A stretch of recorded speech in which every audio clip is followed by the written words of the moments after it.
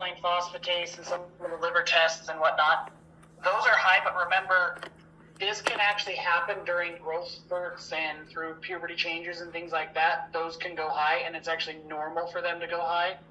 Okay. So tests like this whole panel is actually not really too big of a concern for me, because what this shows is growth and change and enzyme change. Enzyme change. The one that I'm really a whole lot happier with is her glucose is considerably more stable. She's not going near as low as she was before. Good. And her carbon dioxide production has gone up quite a bit, meaning her body's ability to produce energy. So she's doing quite a bit better there as well. Good. Okay, so this panel, not really all that concerned about. The blood sugar, I'm actually more encouraged because it's actually gone up a little bit with a decent insulin production, is actually cut in half. Homocysteine, that one's going to be a little bit in common with the HDL, and it's also going to have commonality with this little fella, the MCV value. Okay. So MCV, as well as the homocysteine value, that is your body's ability to run methyl pathways and to isolate and absorb B vitamins appropriately. Her body is struggling a little bit with that. So again, that was using B vitamins, and that's the liver's ability to help bind and stabilize B vitamins is really what it is. Okay. Okay, so that's, I actually think, one of her primary issues still currently happening. A lot of the other stuff actually looks quite a bit better. Her hormones are actually balancing out. Both testosterone and estrogens are starting to come up. Both of them came up by, estrogen came up by about 20%. Testosterone came up by about 30%. So she's starting to actually come into a really balanced hormone picture, which is good. Like I said, blood sugar looks better. One thing I do have a little bit of a concern about is the fact that her thyroid is actually looking slow. So that the brain's whipping the thyroid and it's producing towards the lower end of normal. It's not producing at a high level. It's still producing, considered what you remember, within the reference ranges. But then you look at like where she's at, she's kind of on the low end of the range with almost all of the T4, T3. So I think some general like thyroid glandular support might do her a lot of good. Just kind of boost the nutrition and the support for the thyroid. Okay. May help mental clarity, blood flow, focus, energy, things like that. Okay. The one thing that she did say is that she is feeling like hungry all the time. Okay. And I think that's kind of a good thing. Well, yeah, and I've tried to tell her that she's doing 2-a-days, and I think that female role model of staying thin and not eating too much is there. And I have started cooking her protein and bringing it to college because they're doing 2-a-days. Yep. And they don't have crap for protein down there. So, but she said that's the only thing is that she doesn't think she should eat that much, but she feels hungry all the time. Okay, so let me just kind of bring some examples, okay? Okay. I'll use like, what's her face? Allison Felix, okay? Allison Felix is one of the most decorated female track athletes of all time. She just retired like a year or two ago. Okay. She is 5'7" and weighs approximately 118 to 120 pounds. Take a wild guess what her caloric intake was during her athletic career. 5,000 calories per day. See, and I think that's where we're running into problems is Tamika's trying to keep it like she's more, trying not to get fat thing, but not giving her body enough to go and do what it needs to do. And And this is actually, that's what's scary for females, is if you go under that caloric intake, the body has to meet energy demand somewhere. So what it does is it starts breaking down muscle tissue to supply the cortisol pathway to sustain energy, which is why you get sore and tired and weaker over time. And then as soon as you stop your heavy activity, that's where female athletes are known to just jump up 20, 30 pounds within like a year or two. They just gain a whole bunch of weight, because basically what happens is the body has been forced into a starvation state for so long. When it finally is able to jump out of that, you immediately bounce up because the body says, hey, I'm going to put stuff in storage because I'm scared of what's going to happen or when I'm going to go back to that.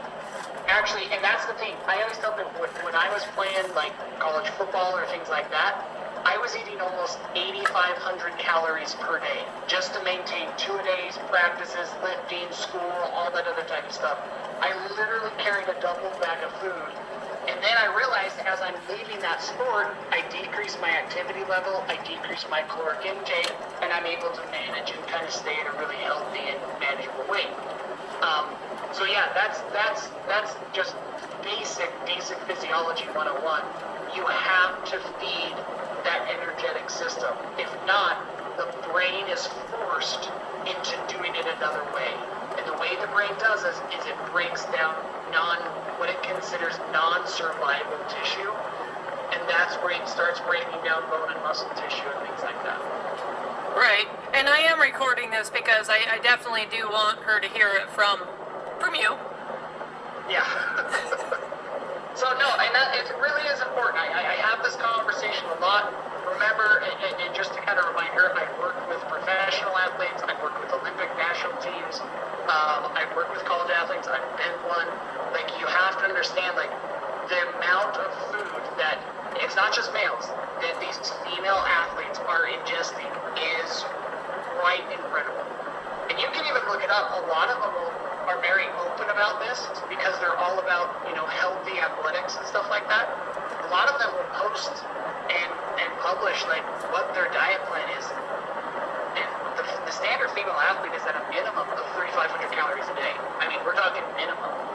And so that's where I would almost assume she needs to be, is around the 28 to 3,000 calories a day minimum, just to maintain her activity level, her cognitive level, and things like that. Okay.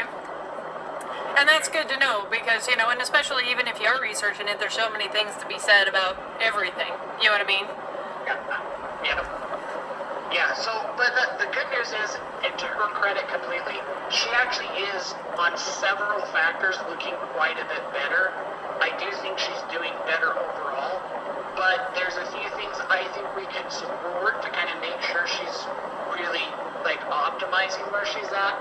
But then, yeah, I think long term, especially kind of what she had, you've got to get that caloric intake down. And that's just, it's so key, it's so vital. Okay. All right. Okay. And then you just thought with their thyroid and liver a little bit? Exactly. So I would put her on a multi-methyl complex, and you might have even had this one before. It's called Liver Nourish. Yeah, I think I did. Yep. That one is going to be a great one for her, and she's actually going to notice that one help kind of with just energy and stamina as well. And then I would put her on 1 round of thyroid support. Okay. It's a general glandular herbal support to just help reproduce the efficiency of the thyroid. It's not actually a thyroid medication or anything like that. Right. It's just boosting the efficiency up while she's working and using it really, really hard with what she's doing. I would just kind of put her on that. I think 1 round, based on where her numbers are at, should boost it back up, and she should be good, not have to do that one long term. Okay. Yeah, no, that sounds pretty good. So she'll be happy to see that because she's always wondering, and sometimes the best knowing is the best route. You know what I mean?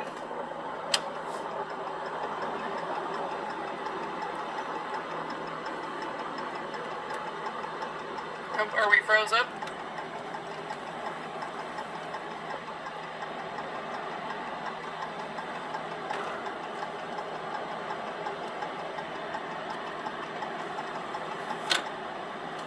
Still there?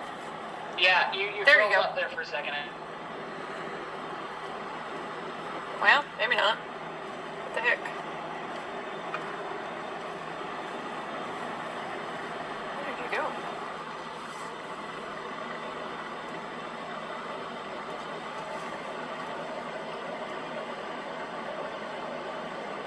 All right, I think we're back. Okay. Always electronics, a blessing and a curse. So yeah, I think she's doing a lot of good things. I think there's some minor support she's still going to want to have. Okay. And then you remember that liver repair powder? That might be a good idea for her to take as a multi. Remember that helps with hormone metabolism, waste removal. That helps with liver function. She doesn't have to take a huge protocol of it, but if she can be on that one like every day, every other day, even just one scoop, just to make sure she's getting that a really strong nutrient density. I think that's just help her go through these different phases and stuff like that. Okay. No, that sounds very doable, and I think she'll be happy to see her results and hear about them.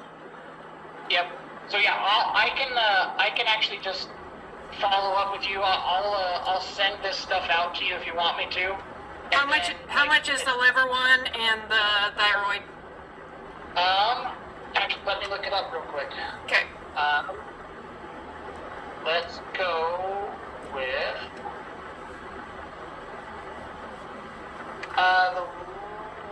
whoops. Actually, let me do it a different way. Let's go here.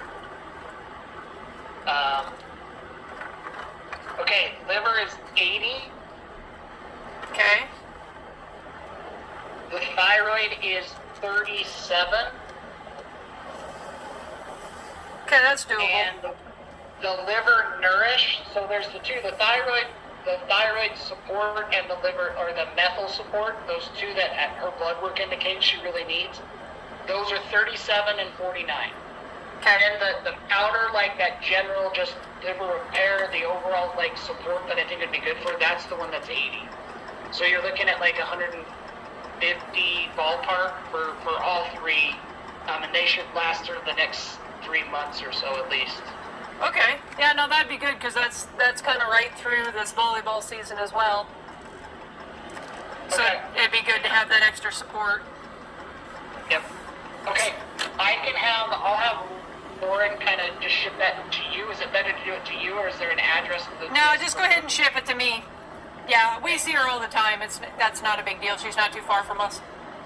Okay.